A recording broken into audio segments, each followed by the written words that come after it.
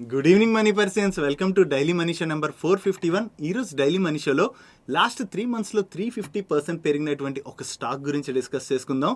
దాంతోపాటు మార్కెట్లో ఉన్న ఇంపార్టెంట్ అప్డేట్స్ అన్నిటిని క్విక్గా డిస్కస్ చేసేద్దాం. ముందుగా మార్కెట్ అప్డేట్ చూసినట్లయితే ఈరోజు సెషన్లో సెన్సెక్స్ 208 పాయింట్స్ కరెక్ట్ అయ్యి 62,626 పాయింట్స్కి క్లోజ్ అయినట్లయితే నిఫ్టీ 58 పాయింట్స్ కరెక్ట్ అయ్యి 18,642 పాయింట్స్కి క్లోజ్ అయింది. అండ్ ఈరోజు సెషన్లో మిడ్ క్యాప్ ఇండెక్స్ 0.48% కరెక్ట్ అయినట్లయితే స్మాల్ క్యాప్ ఇండెక్స్ 0.25% కరెక్ట్ అయింది. అండ్ బ్యాంక్ నిఫ్టీ 0.45% కరెక్ట్ అయింది. ఈ రోజు మార్నింగ్ నుంచి మన ఇండియన్ మార్కెట్ లో ప్రెషర్ కనపడింది. దీనికి రీజన్ మనం ఆల్రెడీ నేను డైలీ మనీ షోలో డిస్కస్ చేసుకున్నాం కదా. ఈ December 14th రోజున యుఎస్ ఫెడ్ మీటింగ్ అవుట్కమ్ రానున్నది. అండ్ యుఎస్ ఎకానమీ అనుకున్నంత వీక్ గా లేదు కాబట్టి ఈసారి ఫెడ్ ఇంట్రెస్ట్ రేట్స్ రిలేటెడ్ గా ఎటువంటి డిసిషన్ తీసుకుంటుందో అని చెప్పి మార్కెట్ కొంత వరీ అవుతుంది. దీంతోనే నిన్న యుఎస్ మార్కెట్స్ లో కూడా ప్రెషర్ కనపడింది. ఆ ప్రెషర్ ఈ రోజు గ్లోబల్ మార్కెట్స్ లో కూడా కనపడింది. దీనివల్ల ఈ రోజు మార్నింగ్ నుంచి మన ఇండియన్ మార్కెట్ లో ప్రెషర్ చూసాం. దీంతో పాటు మన మార్కెట్ కరెక్ట్ అవడానికి ఇంకొక ఇంపార్టెంట్ రీజన్ కూడా ఉన్నది. డాలర్ కి అగెనిస్ట్ గా మన ఇండియన్ రూపీ కంటిన్యూస్ గా కరెక్ట్ అవుతూ వస్తుంది. ఈ రోజు ఒక్క రోజు ఏకంగా నియర్లీ 1% వరకు కరెక్ట్ అయింది. డాలర్ కి అగెనిస్ట్ గా మన రూపీ ఇలా కరెక్ట్ అవడం మంచిది కాదు.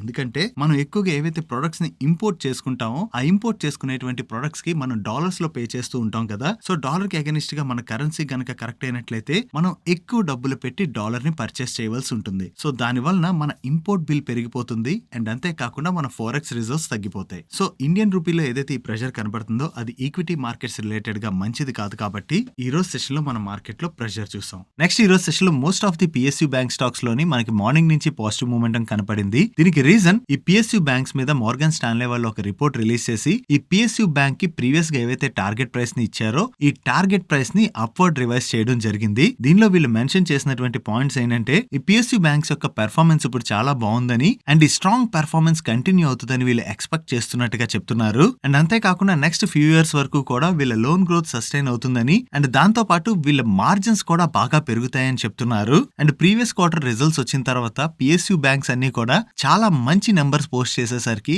చాలా బ్రోకరేజ్ హౌసెస్ వీళ్ళ రేటింగ్స్ అయితే అప్గ్రేడ్ చేసుకుంటూ వస్తున్నారు. నౌ మోర్గన్ స్టాన్లే వాళ్ళు కూడా వీళ్ళ రేటింగ్స్ ని అప్గ్రేడ్ చేయడం జరిగింది. ఈ పిఎస్యూ బ్యాంక్స్ లో ఇంత మంచి గ్రోత్ కనపడడానికి మెయిన్ రీజన్ వన్ థింగ్, మన కంట్రీలో ఇంట్రెస్ట్ రేట్స్ కంటిన్యూస్ గా పెరుగుతున్నాయి. అదొక రీజన్ అయితే దాంతో పాటుగా వీళ్ళ మీద ఇంతకు ముందు బ్యాడ్ లోన్ స్ట్రెస్ ఏదైతే ఉందో ఆ స్ట్రెస్ ఇప్పుడు బాగా తగ్గింది. దీని వలన వీళ్ళ పెర్ఫార్మెన్స్ ఇంప్రూవ్ అయింది. అదే మనకి వీళ్ళ నెంబర్స్ లో కూడా కనపడుతుంది. సో మోర్గన్ స్టాన్లే వాళ్ళు ఈ రిపోర్ట్ రిలీజ్ చేసేసరికి మనం ఈ రోజు సెషన్ లో most of the PSU bank stocks లోని పాజిటివ్ మూమెంటం చూసాం. అండ్ ఈ రిపోర్ట్ లో వీళ్ళు bank of India and bank of Baroda లోని బెస్ట్ రిస్క్ రివార్డ్ ఉన్నట్టుగా ఎక్స్పెక్ట్ చేస్తున్నట్టుగా మెన్షన్ చేస్తూ బ్యాంక్ ఆఫ్ ఇండియా స్టాక్ ఇక్కడ నుంచి 48% అప్ సైడ్ మూవ్ అవ్వచ్చని దీని యొక్క టార్గెట్ ప్రైస్ ని 125 రూపీస్ కి రివైజ్ చేశారు. అండ్ బ్యాంక్ ఆఫ్ బరోడా యొక్క స్టాక్ ఇక్కడ నుంచి 28% అప్ సైడ్ మూవ్ అవ్వచ్చని దీని న్యూ టార్గెట్ ప్రైస్ ని 220 రూపీస్ గా ఫిక్స్ చేయడం జరిగింది. అండ్ రిమైనింగ్ బ్యాంక్స్ యొక్క రివైజ్డ్ టార్గెట్ ప్రైసెస్ ని మీరు ఇక్కడ స్క్రీన్ మీద చూడొచ్చు. నెక్స్ట్ నిన్న నైట్ ఎక్స్చేంజ్ ఫైలింగ్స్ చదువుతున్నప్పుడు ఒక కంపెనీ రిలేటెడ్ గా ఒక అప్డేట్ వచ్చింది. ఫస్ట్ అప్డేట్ గురించి మాట్లాడుకుందాం, తర్వాత ఆ కంపెనీ గురించి స్టాక్ గురించి మాట్లాడుకుందాం.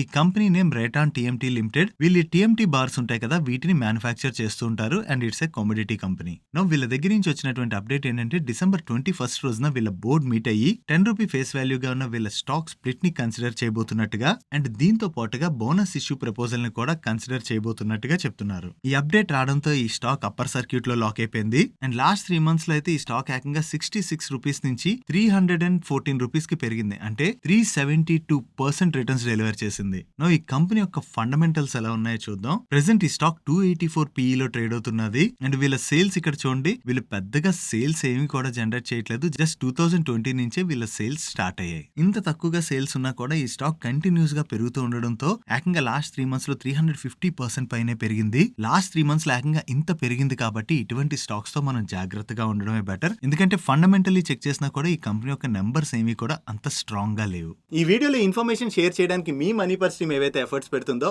ఆ ఎఫర్ట్స్ మీకు హెల్ప్ఫుల్ అవుతున్నట్లయితే వీడియోని ఖచ్చితంగా లైక్ చేయండి. Next Tata Motors passenger vehicle and electric vehicle యొక్క ఎండీ అయినటువంటి శైలేష్ చంద్ర గారు మాట్లాడుతూ కొన్ని ఇంపార్టెంట్ స్టేట్మెంట్స్ చేశారు. ఆయన ఏం చెప్తున్నారంటే మన కంట్రీలోని April 1st, 2023 నుంచి న్యూ ఎమిషన్ నార్మ్స్ రాబోతున్నాయి. ఈ రెగ్యులేటర్ చేంజెస్ వలన వెహికల్ మ్యానుఫ్యాక్చరింగ్ కాస్ట్ పెరుగుతుందని ఆయన చెప్తున్నారు. అండ్ అంతేకాకుండా ఈ ఇయర్లోని మోస్ట్ పార్ట్ ఆఫ్ ది ఇయర్లోని కమోడిటీ ప్రైసెస్ వాటి పీక్ ని టచ్ అయి ఉన్నాయి. ఆ పెరిగిన ప్రైస్ ని అయితే వీళ్ళు ఎండ్ యూజర్ కి పాస్ ఆన్ చేయలేదని, సో అందుకనే ఆ ప్రైస్ ని సెట్ ఆఫ్ చేసుకోవడానికి నెక్స్ట్ మంత్ లోని వీళ్ళు ప్యాసింజర్ వెహికల్స్ పైన ప్రైస్ పెంచడానికి చూస్తున్నట్టుగా ఆయన కామెంట్ చేశారు. అండ్ లాస్ట్ ఫ్యూ మంత్స్ గా కమోడిటీ ప్రైసెస్ తగ్గుతూ వస్తున్నాయి కదా, ఈ తగ్గిన ప్రైస్ ఇంపాక్ట్ ఏదైతే ఉందో ఆ ఇంపాక్ట్ నెక్స్ట్ క్వార్టర్ నెంబర్స్ లో కనపడుతుందని, అండ్ దాంతో పాటు రీసెంట్ గా బ్యాటరీ యొక్క కాస్ట్ కూడా బాగా పెరిగిపోయింది. సో ఈ పెరిగినటువంటి కాస్ట్ ను కూడా ఆఫ్సెట్ చేసుకోవడానికి వీళ్ళ ఎలక్ట్రిక్ వెహికల్ ప్రైస్లు కూడా పెంచడానికి చూస్తున్నట్టుగా ఆయన కామెంట్ చేయడం జరిగింది. ఒకవేళ టాటా మోటార్స్ వాళ్ళు కానీ నెక్స్ట్ మంత్ లో ఈ ప్రైస్ హైక్ తీసుకున్నట్లయితే అది టాటా మోటార్స్ రిలేటెడ్ గా మనం పాజిటివ్ గా అర్థం చేసుకోవచ్చు. బికాస్ దీని వల్ల వీళ్ళ మార్జిన్స్ ఇంప్రూవ్ అయ్యేటువంటి అవకాశం ఉంది. నెక్స్ట్ సిఎల్ ఎడ్యుకేట్ వాళ్ళు నవంబర్ మంత్ లోని 1:1 బోనస్ ఇష్యూని అనౌన్స్ చేశారు. అంటే రికార్డ్ డేట్ నాటికి ఎవరి దగ్గర అయితే 1 స్టాక్ ఉంటుందో వాళ్ళకి 1 స్టాక్ బోనస్ గా రాబోతుంది. నౌ ఈ బోనస్ ఇష్యూకి వీళ్ళ షేర్ హోల్డర్స్ దగ్గర నుంచి అప్రూవల్ రావడంతో December 16th ని ఈ బోనస్ ఇష్యూ యొక్క రికార్డ్ డేట్ గా ఫిక్స్ చేసినట్టుగా అప్డేట్ చేస్తున్నారు. సో ఒకవేళ మీలో ఎవరైనా సరే ఈ బోనస్ ఇష్యూలో పార్టిసిపేట్ చేయాలనుకున్నట్లయితే December 16th నాటికల్లా మీ డీమ్యాట్ అకౌంట్ లో ఈ స్టాక్స్ క్రెడిట్ అయి ఉండాలి. ఈ పాజిటివ్ కార్పొరేట్ యాక్షన్ అప్డేట్ తోని ఈ రోజు సెషన్ లో సిఎల్ ఎడ్యుకేట్ స్టాక్ పాజిటివ్ గా రియాక్ట్ అయింది. నెక్స్ట్ ఈ రోజు మార్నింగ్ నుంచి బజాజ్ కన్స్యూమర్ స్టాక్ పాజిటివ్ గా రియాక్ట్ అవుతుంది కదా, దీనికి రీజన్ నిన్న నైట్ ఈ బజాజ్ కన్స్యూమర్ వాళ్ళ దగ్గర నుంచి ఒక అప్డేట్ వచ్చింది. వీళ్ళ బోర్డు ఈ December 9th రోజున మీట్ అయ్యి వీళ్ళ ఈక్విటీ షేర్స్ యొక్క బైబ్యాక్ ప్రపోజల్ ని కన్సిడర్ చేయబోతున్నట్టుగా అప్డేట్ చేస్తున్నారు. వీళ్ళు ఏ ప్రైస్ లో బైబ్యాక్ చేస్తారు అండ్ ఏ రూట్ లో బైబ్యాక్ చేస్తారు అన్నది మనకి December 9th అప్డేట్ అవుతుంది. ఈ పాజిటివ్ కార్పొరేట్ యాక్షన్ అప్డేట్ తోని ఈ రోజు స్టాక్ లో మనం పాజిటివ్ మూమెంటం చూసాం. నెక్స్ట్ రెయిన్బో హాస్పిటల్లో నిన్న ఒక బ్లాక్ డీల్ జరిగింది. ఈ బ్లాక్ డీల్ లో సిడిసి గ్రూప్ వాళ్ళు 96.33 lakh షేర్స్ అంటే 9.49% స్టేక్ ని ఈచ్ షేర్ 735 రూపీస్ 55 పైసా చొప్పున సేల్ చేశారు. అండ్ సిడిసి ఇండియా ఆపర్చునిటీస్ వాళ్ళు 50.33 lakh షేర్స్ అంటే 4.9% స్టేక్ ని ఈచ్ షేర్ 735 రూపీస్ చొప్పున సేల్ చేయడం జరిగింది. అండ్ ఈ బ్లాక్ డీల్ లో వీళ్ళ దగ్గర నుంచి Abu Dhabi investment authority, government of Singapore తో పాటుగా ఐసిఐసిఐ మ్యూచువల్ ఫండ్ అండ్ వీళ్ళతో పాటు మరికొంతమంది మార్కీ ఇన్వెస్టర్స్ బై చేయడం జరిగింది.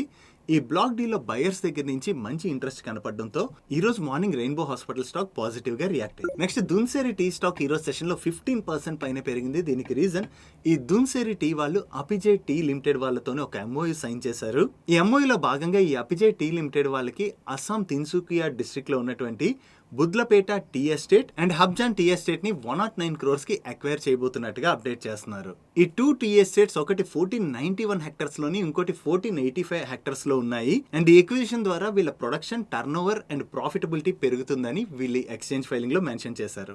దీంతోనే ఈ రోజు సెషన్ లో మనం దున్సేరి టీ స్టాక్ లో పాజిటివ్ మూమెంటం చూసాం. నెక్స్ట్ ఆల్వాలియా కాంట్రాక్ట్స్ వాళ్ళకి 5000 సీటింగ్ కెపాసిటీతోని గౌహతిలోని ఒక పబ్లిక్ ఆడిటోరియం ని కన్స్ట్రక్ట్ చేసేందుకు గాను గౌహతి పీడబ్ల్యూడి డిపార్ట్మెంట్ నుంచి 174.88 crores వర్త్ ఆర్డర్ వచ్చినట్టుగా అప్డేట్ చేస్తున్నారు. ఈ ఆర్డర్ తోని ఫైనాన్షియల్ ఇయర్ 22-23 లోని వీళ్ళ ఆర్డర్ ఇన్ఫ్లో 3926.24 crores కి రీచ్ అయినట్టుగా వీళ్ళ ఎక్స్చేంజ్ ఫైలింగ్ లో మెన్షన్ చేశారు.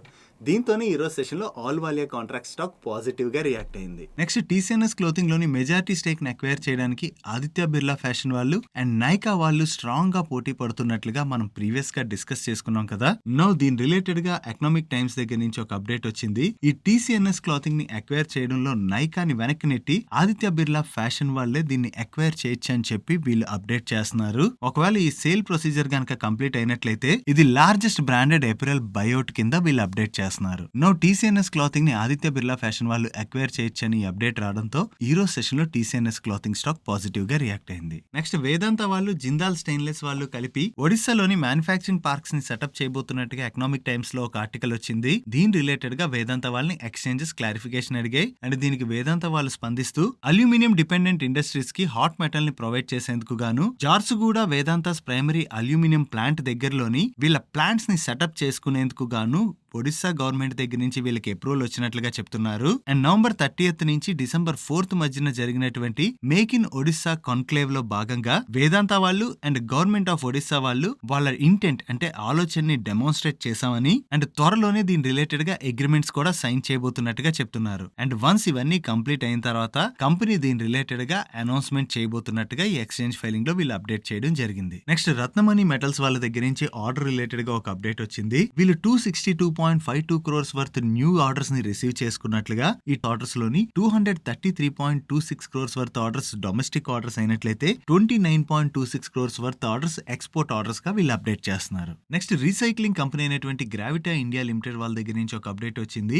వెస్ట్ ఆఫ్రికా టోగోలో ఉన్నటువంటి వీళ్ళ స్టెప్ డౌన్ సబ్సిడరీ అయినటువంటి గ్రావిటా టోగో SAU వాళ్ళు వాళ్ళ న్యూ రీసైక్లింగ్ ప్లాంట్ లోని అల్యూమినియం క్యాస్ట్ అలాయ్స్ యొక్క కమర్షియల్ ప్రొడక్షన్ ని స్టార్ట్ చేసినట్టుగా చెప్తున్నారు. అండ్ ఈ ప్లాంట్ ఫేజ్ 1 లోని 4000 metric tons per Yanam annual capacity ఉన్నదని, అండ్ ఈ న్యూ కెపాసిటీ నుంచి కంపెనీ పెర్ యానం అడిషనల్ గా 60 crores రెవెన్యూతో పాటుగా 26% గ్రాస్ మార్జిన్స్ ఎక్స్పెక్ట్ చేస్తున్నట్టుగా చెప్తున్నారు. అండ్ ఈ న్యూ రీసైక్లింగ్ ప్లాంట్ ని కమెన్స్ చేయడానికి కంపెనీ 11 crores ఇన్వెస్ట్ చేసిందని, ఈ టోటల్ అమౌంట్ వీళ్ళ ఇంటర్నల్ ఎక్యూరల్స్ ద్వారా అరేంజ్ చేసుకున్నట్టుగా అప్డేట్ చేస్తున్నారు. ఈ అప్డేట్ తోని గ్రావిటా ఇండియా స్టాక్ పాజిటివ్ గా రియాక్ట్ అయింది. నెక్స్ట్ ఈ రోజు మారుతి సుజుకి వాళ్ళ దగ్గర నుంచి ఒక ఎక్స్చేంజ్ ఫైలింగ్ వచ్చింది. దీనిలో వీళ్ళు ఏం అప్డేట్ చేస్తున్నారంటే 2 నవంబర్ నుంచి 28 నవంబర్ మధ్యన మ్యానుఫ్యాక్చర్ అయినటువంటి Ciaz Brezza Ertiga XL6 and grand Vitara models 9125 vehicles ని వీళ్ళు రీకాల్ చేసినట్టుగా అనౌన్స్ చేశారు. ఈ వెహికల్స్ అన్నిటిని రీకాల్ చేయడానికి main reason front row seat belts యొక్క shoulder height adjustable assembly child parts లోని డిఫెక్ట్ ఉండొచ్చని వీళ్ళు సస్పెక్ట్ చేస్తున్నట్టుగా, దానికోసమని ఈ వెహికల్స్ ని రీకాల్ చేసినట్టుగా వీళ్ళు అప్డేట్ చేస్తున్నారు. అండ్ ఈ రీకాల్ చేసినటువంటి అన్ని వెహికల్స్ లో కూడా ఏదైతే వీళ్ళు డిఫెక్ట్ ఉండొచ్చని సస్పెక్ట్ చేస్తున్నారో దాన్ని రీప్లేస్ చేసి మళ్ళీ కస్టమర్స్ కి డెలివర్ చేయబోతున్నట్టుగా అప్డేట్ చేస్తున్నారు. నెక్స్ట్ ఈ రోజు సెషన్ లో మెక్డొనాల్డ్ ఫ్రాంచైజ్ అనేటువంటి వెస్ట్ లైఫ్ స్టాక్ లోని పాజిటివ్ మూమెంటం కనపడింది కదా. దానికి రీజన్ PTI రిపోర్ట్స్ ప్రకారం వెస్ట్ లైఫ్ డెవలప్మెంట్ వాళ్ళు ఓమ్ని ఛానల్ అప్రోచ్ ద్వారా వాళ్ళ నెట్వర్క్ ని ఎక్స్పాండ్ చేసుకోవడానికి చూస్తున్నట్లుగా, దీని ద్వారా 2027 అంటే నెక్స్ట్ 5 years లోని వీళ్ళ సేల్స్ 4500 crores కి పెరిగేలా వీళ్ళు ఎయిమ్ చేస్తున్నట్టుగా అప్డేట్ చేస్తున్నారు. అండ్ ఈ నెక్స్ట్ 5 years లోని వీళ్ళు 300 మెక్డొనాల్డ్ రెస్టారెంట్స్ ని యాడ్ చేయడానికి ప్లాన్ చేస్తున్నారని, వీటిలో 60% ఆఫ్ ది స్టోర్స్ ని సౌతర్న్ రీజియన్ లో యాడ్ చేయడానికి చూస్తున్నారని, అండ్ మిగిలిన స్టోర్స్ ని వెస్టర్న్ రీజియన్ లోని యాడ్ చేయడానికి చూస్తున్నారని చెప్తున్నారు. ఈ స్టోర్ ఎడిషన్ వల్ల నెక్స్ట్ 5 years లో వీళ్ళ సేల్స్ 4000 to 4500 crores కి పెరుగుతుందని ఈ west life food world executive director అయినటువంటి అక్షయ్ జాటియా గారు కామెంట్ చేసినట్టుగా వీళ్ళు అప్డేట్ చేస్తున్నారు. దీంతోనే ఈ రోజు సెషన్ లోని మనం వెస్ట్ లైఫ్ స్టాక్ లో పాజిటివ్ మూమెంటం చూసాం. Coming to today's comments corner, ఈ రోజు క్వశ్చన్ ని సత్యనారాయణ గారు అడుగుతున్నారు. ఆయన ఏం అడుగుతున్నారంటే, is it possible to exemption from income tax switch over the one fund to another mutual fund in the same fund house? Example SBI blue chip to SBI small cap. Please pick my question. Hello Satyanarayana garu, ఈ question చాలా మందికి ఉంటుంది. చాలా మంది ఏమనుకుంటారంటే, ఒక fund నుంచి ఇంకో ఫండ్కి మనం స్విచ్ చేస్తుంటే ఆ అమౌంట్ని మనం విత్డ్రా చేయట్లేదు కదా, సో మనం ఎందుకు ట్యాక్స్ కట్టాలి అనుకుంటారు. బట్ ఇక్కడ మీరు ఒకటి గుర్తుపెట్టుకోవాలి. ఫర్ ఎగ్జాంపుల్ మీరు ఒక ఫండ్లో ఇన్వెస్ట్ చేశారనుకోండి, ఒక అమౌంట్ అనుకుందాం 5000 రూపాయలు ఇన్వెస్ట్ చేశారు. ఆ ఇన్వెస్ట్ చేసినటువంటి 5000 రూపాయలు 7000 రూపాయలు అయ్యాయి. దాని తర్వాత ఆ ఫండ్ నుంచి మీరు ఆ అమౌంట్ని వేరే ఫండ్కి స్విచ్ చేశారనుకోండి, మీరు ఇన్వెస్ట్ చేసిన 5000 ఈ ఫండ్ నుంచి ఈ ఫండ్కి వెళ్ళట్లేదు కదా, ఆ పెరిగిన అమౌంట్ అంటే ఆ 5000 రూపాయలు 7000 అయింది కదా, ఈ టోటల్ అమౌంట్ వెళ్తుంది. సో అంటే మీకు 2000 రూపాయలు ప్రాఫిట్ వచ్చినట్టే కదా. సో మీరు విత్డ్రా చేయకపోయినా ఈ ఫండ్ నుంచి ఈ ఫండ్కి స్విచ్ చేసినప్పుడు మీకు ఎంత అయితే ప్రాఫిట్ ఉంటుందో ఆ ప్రాఫిట్ మీద క్యాపిటల్ గెయిన్ ట్యాక్స్ పే చేయవలసిందే. I hope this clarified your query. And మీలో కూడా ఎవరికైనా ఏమైనా క్వశ్చన్స్ ఉన్నట్లయితే కింద కామెంట్ సెక్షన్లో కామెంట్ చేయండి. మన నెక్స్ట్ డైలీ మనీ షోలో పిక్ చేసి ఆన్సర్ చేయడానికి ట్రై చేస్తాను.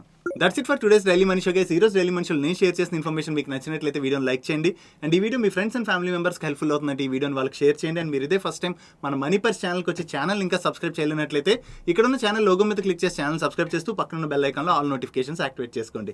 నేను చంద్రశేఖర్ పత్రి మరొక ఇంట్రెస్టింగ్ వీడియోతో కలుద్దాం. Good night.